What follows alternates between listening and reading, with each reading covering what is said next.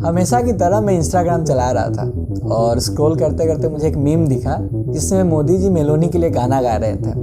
अब यहाँ मोदी जी का दिल टूटा हुआ था और वो कोई सैड सॉन्ग गा रहे थे जो कि अरिजीत सिंह का था, लेकिन आवाज़ मोदी जी का था। महफिल में तेरी हम ना रहे जो हम तो नहीं है। फिर मैंने कुछ मीम स्क्रॉल किए जिसमें विराट कोहली किसी और का औकात दिखा रहे हैं, बाबर आजम किसी और का औकात दिखा रहा है, और सोशल मीडिया पे ऐसे मीम्स भरे हुए थे जहां एक ही बॉडी पे अलग अलग फेस लगाकर लोग काफ़ी क्रिएटिव तरीके से मीम बना रहे थे। अब इन्हीं सब से रिलेटेड एक केस के बारे में पता चला। ये केस है गाजियाबाद का, जहाँ अरविंद शर्मा है, उनका एज 76 ईयर्स है। इन्होंने बड़े मन से एक फ़ोन लिया, जिसके बाद अपना फेसबुक अकाउंट खोला। कुछ दिन बाद इनके फ़ोन पे एक वीडियो कॉल आया फेसबुक के ज़रिए। जब उन्होंने ये वीडियो कॉल रिसीव किया तो फ़ोन में नूड पिक आया। अब ये घबरा कर इन्होंने फ़ोन काट दिया, लेकिन तब तक लेट हो चुका था। जिसके बाद उनके व्हाट्सएप पे एक कॉल आया जिसमें एक IPS ऑफिसर ये दावा करता है कि ये सारे इंसिडेंट उसको पता है और अगर 5,000 रुपये उसको नहीं देंगे तो वो कंप्लेंट फाइल करेगा और जो वीडियो है वो फैमिली मेम्बर्स को भी भेज देगा। इज्जत और शर्म के डर से उन्होंने 5,000 रुपये ट्रांसफ़र कर दिए। धीरे धीरे स्कैमर का और डिमांड बढ़ा और धीरे धीरे करके अरविंद जी को लगभग 74,000 रुपये स्कैमर्स को भेजने पड़े। इस चक्कर में उन्होंने लोन भी लिए। अब स्कैमर्स का डिमांड ख़त्म ही नहीं हो रहा था, जिसके बाद सारी बातें अरविंद जी अपने बेटे और बहू को बताते हैं क्योंकि उनके पास और कोई रास्ता नहीं था। अब ये जो भी इंसिडेंट हुआ उसका एक मेन रीज़न था डीप फेक। वीडियो कॉल में जो IPS था वो IPS था ही नहीं, बल्कि एक रिटायर्ड IPS ऑफिसर का चेहरा लगाकर स्कैमर ने एक वीडियो बनाया था और अरविंद जी को डरा धमका कर ये पैसे लिए। अब जैसे कि हमने मीम्स में देखा था कि लोग चेहरा बदल कर मीम बना रहे थे, यही है डीप फेक टेक्नोलॉजी। ऐसा ही एक केस केरला में हुआ था, जहाँ एक आदमी को वीडियो कॉल आता है और उसका जो कलीग होता है वो ऐसा प्रिटेंड करता है कि वो बहुत ज़्यादा इमरजेंसी में है, उसको 40,000 रुपये अब भी चाहिए। अभी आदमी भेज देता 40,000 रुपये, लेकिन बाद में इसे पता चलता है कि इसके साथ स्कैम हुआ है। उसका कलीग ने कोई पैसा नहीं मांगा और जो वीडियो कॉल आया था और जो कलीग था उसके वीडियो में वो भी डीप फेक ही था। अब ये तो स्कैम हो गया जहाँ पैसे का नुकसान हो रहा है लोगों का, लेकिन जब इसके बारे में मैंने थोड़ा और जाना तो मामला थोड़ा और सीरियस नज़र आया, जिसमें पता चला कि इससे सबसे ज़्यादा खतरा फीमेल्स को है। और यकीन मानिए डिफेक्ट्स का यूज़ करके ऐसे ऐसे तरीक़ों से लड़कियों को ब्लैकमेल किया गया है जिसे आप सुनकर हैरान हो जाएंगे। और इस वीडियो को देखने के बाद आप तो अवेयर होंगे ही, साथ में जो आसपास के लोग हैं या फिर फीमेल्स हैं उनको भी आप बचा पाएंगे। 2021 में यूपी साइबर सेल के पास लगभग 200 कंप्लेंट्स आए, जिसमें बिजनेसमैन, औरतें और लड़कियों का फेस यूज़ करके उनका पॉर्न बनाया गया था। अब ये स्कैमर्स इन वीडियोस को उन लड़कियों को भेजते थे और उनसे डिमांड करते थे कि 5 से 50,000 के बीच में कुछ भी पैसा हमारे अकाउंट में भेजो, वरना जो भी ये वीडियो है वो सोशल मीडिया पे वायरल कर देंगे। ऐसा ही एक केस राणा अयूब का था। अब राणा अयूब तो एक जानी मानी जर्नलिस्ट है, लेकिन फिर भी उनके साथ ये सारी चीज़ें हुआ ये था कि उनके व्हाट्सएप पे एक वीडियो आता है। जब वो वीडियो खोलती है तो उसमें एक पॉर्न वीडियो रहता है। अब उस पॉर्न वीडियो में फीमेल के जगह अपने आप को देखकर वो काफ़ी हैरान हो जाती है। अब ये चीज़ धीरे धीरे सर्कुलेट होकर काफ़ी वायरल हो गया।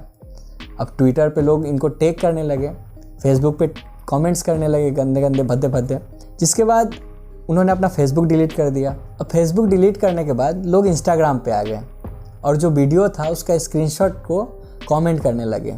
अब इस चीज़ से काफ़ी परेशान हो गए लोग, ट्विटर पे इनको मैसेज करने लगे और इनका नंबर को सर्कुलेट कर दिया कि ये अवेलेबल है। अब ये सब चीज़ किसी के साथ भी होगा तो उसका हौसला टूट जाएगा, और राणा अयूब के साथ भी यही चीज़ हुआ। उनका कहना था कि वो ये सब चीज़ों से टूट चुकी थी और वो काफ़ी स्ट्रांग थी, लेकिन फिर भी अपना चेहरा किसी को दिखाना नहीं चाहती थी और ऐसा ह्यूमिलिएशन सह नहीं सकती थी। और ये जो भी इंसिडेंट हुआ उसका एक मेजर रीज़न था डीप फेक वीडियो। उनका जो वीडियो था वो डीप फेक का यूज़ करके बनाया गया था और काफ़ी सर्कुलेट किया गया।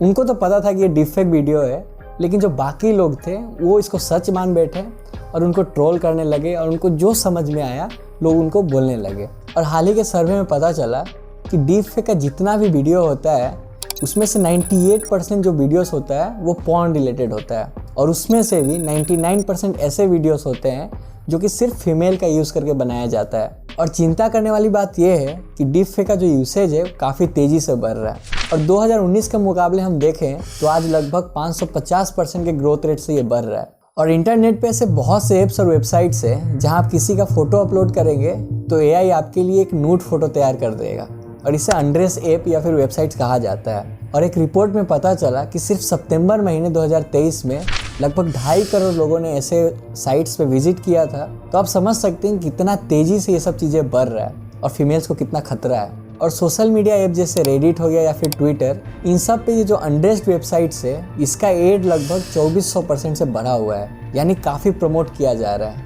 और एक्सपर्ट का मानना है कि इन सब का यूज़ करके वुमेन का जो सेफ्टी है वो काफ़ी खतरे में जा सकता है। ये वीडियो आपको यहाँ तक पसंद आया तो हमारी इस वीडियो को लाइक कर दीजिए और इस चैनल को भी सब्सक्राइब कर लीजिए।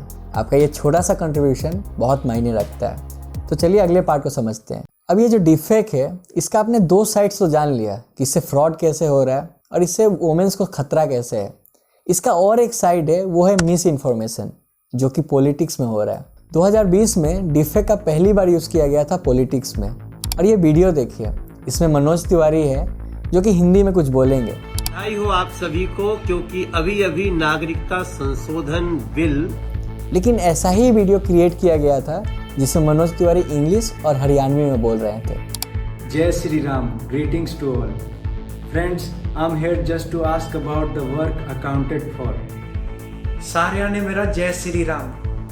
दोस्तों, मैं सिर्फ काम का हिसाब लेना आया हूँ। अब इसका यूज़ इसलिए किया गया था ताकि ज़्यादा से ज़्यादा वोटर्स को टारगेट किया जा सके, या फिर जो लैंग्वेज के वोटर्स हैं उन्हीं लैंग्वेज में उसको अपील किया जा सके। अब ये सब तो ठीक है, लेकिन इसका जो मिस इन्फॉर्मेशन वाला पार्ट है वो ज़्यादा खतरनाक है। अब हुआ ये था कि तेलंगाना में इलेक्शन चल रहा था और वोटिंग से ठीक पहले लोगों के फ़ोन में एक वीडियो सर्कुलेट होने लगा जहाँ पे वहाँ के सिटिंग मिनिस्टर लोगों से ये अपील कर रहे थे कि वो उनके पार्टी को वोट ना दें और गवर्नमेंट को गिरा दें। बाद में मालूम चलता है कि वो जो वीडियो था वो एआई के हेल्प से बनाया गया था और मिस इन्फॉर्मेशन के पर्पज़ से सर्कुलेट किया गया।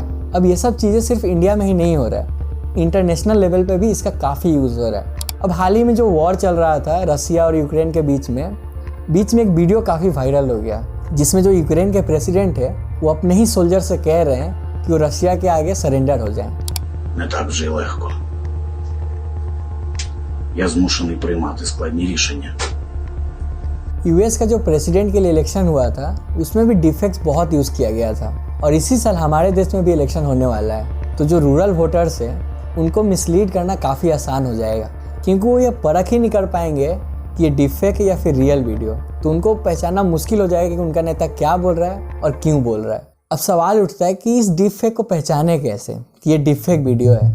तो नॉर्मली आप हाथ के मूवमेंट, स्किन टोन, आँख का ब्लिंकिंग या फिर जो मुंह का चलने का फ्रीक्वेंसी होता है, उन सब चीज़ को देखकर आप पता लगा सकते हैं कि डिफेक्ट वीडियो है। लेकिन बहुत सी जो वीडियोस होता है वो काफ़ी रियलिस्टिक होता है। तो इसके लिए बहुत से वेबसाइट्स हैं जहाँ पे आप जाकर वो वीडियो अपलोड करेंगे तो वो आपको बताएगा कि इस वीडियो को एडिट किया गया है या फिर कुछ भी किया गया हो, तो आपको वहाँ पता चल जाएगा। अब गवर्नमेंट कुछ लॉ लेकर तो आई है, लेकिन वो इतना नहीं है कि लोगों को बचा ले, क्योंकि इसको पहचानने के लिए और समझने के लिए हाई टेक्नोलॉजी और इंटेलिजेंस चाहिए, जो कि गवर्नमेंट ने अब तक नहीं बैठाया है। और दूसरा स्टेप ये हो सकता है कि लोगों को डिजिटली अवेयर किया जाए, उनके बीच में जो डिजिटल लिटरेसी है उसको बढ़ाया जाए, ताकि वो इन सब चीज़ों को अच्छे से समझ सके और ख़ुद को बचा सके। और प्रेजेंट में गवर्नमेंट ये कर सकती है कि जो भी साइट्स है, जो अनड्रेस्ड साइट या फिर जो डिफेक का साइट है, इसे बैन कर सकती है। अगर ये लोग पॉर्न साइट बैन कर सकते हैं तो ये सब चीज़ों को बैन करना और आसान होना चाहिए, क्योंकि ये काफ़ी हार्मफुल है। अब ये जो डिफेक है काफ़ी आसानी से लोग यूज़ कर पा रहे हैं, क्योंकि जितने भी प्लेटफॉर्म्स है या फिर वेबसाइट्स है वो ऑलमोस्ट फ्री है और रिक्वायरमेंट बस एक क्लियर फ़ोटो होता है जिससे आप वीडियो या फिर एक इमेज क्रिएट कर सकते हैं। और 30 सेकंड का वीडियो बनाने के लिए बस आपको 20 से 25 मिनट लगते हैं। और टाइम के साथ ये टेक्नोलॉजी और अच्छा होगा, जिसकी वजह से और ख़तरा बढ़ सकता है, क्योंकि इसको आसानी से पहचानना मुश्किल हो जाएगा। एंटरटेनमेंट इंडस्ट्री में डिफेक्ट का बहुत अच्छे तरीके से यूज़ किया जा सकता है और यूज़ हो भी रहा है, लेकिन इसका जो नुकसान है वो कहीं ज़्यादा दिख रहा है, जो कि हम अफोर्ड नहीं कर सकते हैं। तो ये था वीडियो की डिफेक्ट के ऊपर कि वो कैसे हार्मफुल हो सकता है। अगर आपको ऐसा ही वीडियो देखना है तो हमने ऐसा ही वीडियो फेसबुक के ऊपर बनाया है कि फेसबुक इतना वल्गर कंटेंट कैसे प्रमोट कर रहा है। तो आप एक बार ज़रूर देखिए और हमारे चैनल को सब्सक्राइब कर लीजिए, ताकि जब अगला वीडियो आए आप तक पहुंच पाए। मैं भी मिलता हूँ आपसे अगले वीडियो में। जय हिंद।